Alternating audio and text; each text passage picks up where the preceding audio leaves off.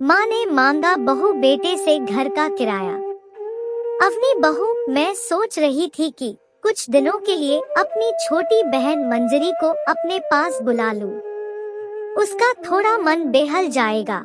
उसके पति को गुजरे हुए 2 महीने हो गए हैं, तो शोक उतारने के नाम पर मायके जाया जाता है। बहनें बहनें आपस में अपना सुख दुख साझा कर लेंगी। कामनी जी ने अपनी बहू अवनी से कहा, रहने दीजिए मम्मी जी, मंजरी मौसी शोक उतारने के लिए मामा जी के घर भी तो जा सकती है। उन्हें यहाँ बुलाने की कोई जरूरत नहीं है। वैसे भी हमारे घर में जगह की कमी है। बच्चों की परीक्षा भी सर पर है। जबरदस्ती मेरा काम भी बढ़ जाएगा। एक मेहमान आने से घर का खर्चा पानी भी बढ़ जाता है। वैसे भी घर खर्च का सारा बोझ विनीत जी पर ही है। बहू अवनी ने बड़ी बेरुखी से कहा, तुम तो जानती हो बहू, मेरी भाभी यानी तुम्हारी मामी का स्वभाव थोड़ा अलग है। मंजरी वहाँ खुलकर 4 दिन भी नहीं रह पाएगी, इसलिए यहाँ बुला रही हूँ, कामनी जी धीरे से बोली। जब से कामनी जी के पति गुजरे हैं, तब से बेटा बहू ही घर के सब कुछ हो गए थे। मकान अभी भी कामनी जी के नाम पर ही था, मगर कामनी जी के हाथ में 1 रुपया भी नहीं होता था। अब तो उन्हें घर के किसी फैसले में शामिल भी नहीं किया जाता था। बहू बच्चे आराम से अपने शौक पूरे करते थे, मगर कामनी जी के ऊपर 1 रुपया भी खर्च करने पर ही बहू को पैसों में कमी दिखाई देने लगती है। घर का बजट याद आ जाता है। कामनी जी अपने स्वाभिमान को मारकर बहू की बदतमीजी बर्दाश्त करती थी, क्योंकि उन्हें अकेले रहने का डर सताता था। उन्हें लगता था कि कहीं बहू बेटा उन्हें छोड़कर अपनी अलग गृहस्थी ना बसा ले। बेटा, मुझे 5,000 रुपए चाहिए। तुम्हारे पापा की पुण्यतिथि पर मैं अनाथ आश्रम और वृद्धाश्रम में थोड़ा अनाज दान देना चाहती हूँ। उनके गुजरने के बाद हमने कोई दान पुण्य नहीं किया, कामनी जी ने अपने बेटे विनीत से कहा। विनीत के कुछ बोलने से पहले ही उसकी पत्नी अवनी बीच में बोल पड़ी, माँ जी, घर का सारा खर्च हम ही उठा रहे हैं।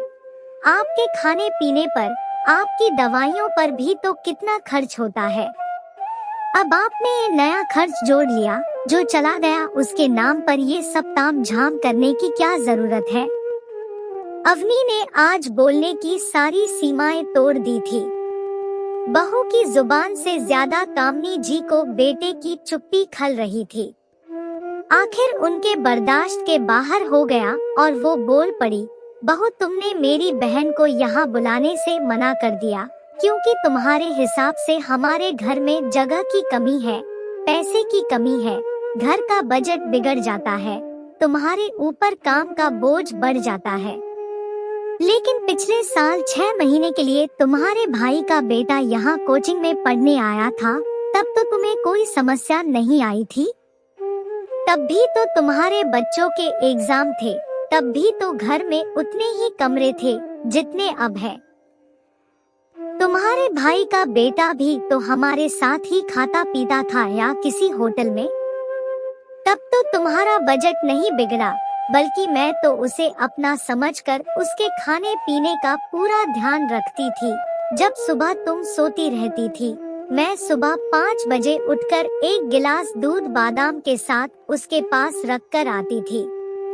और तो और तुम्हारे किसी भी रिश्तेदार के आने पर मैं उनका दिल से स्वागत करती हूँ। तुम जो हर महीने हजारों रुपए ब्यूटी पार्लर और ब्यूटी प्रोडक्ट और कपड़ों पर खर्च करती हो, मैंने तो कभी उस पर एतराज नहीं किया। लेकिन तुम्हें मेरी दवाइयों पर किया हुआ खर्च पहाड़ जैसा भारी लगता है। तुम्हारे ससुर जी के जाने के बाद तुमने मुझसे कहा कि हमें आपका बड़ा कमरा चाहिए, तब भी मैंने खुशी खुशी अपना कमरा तुम्हें दे दिया।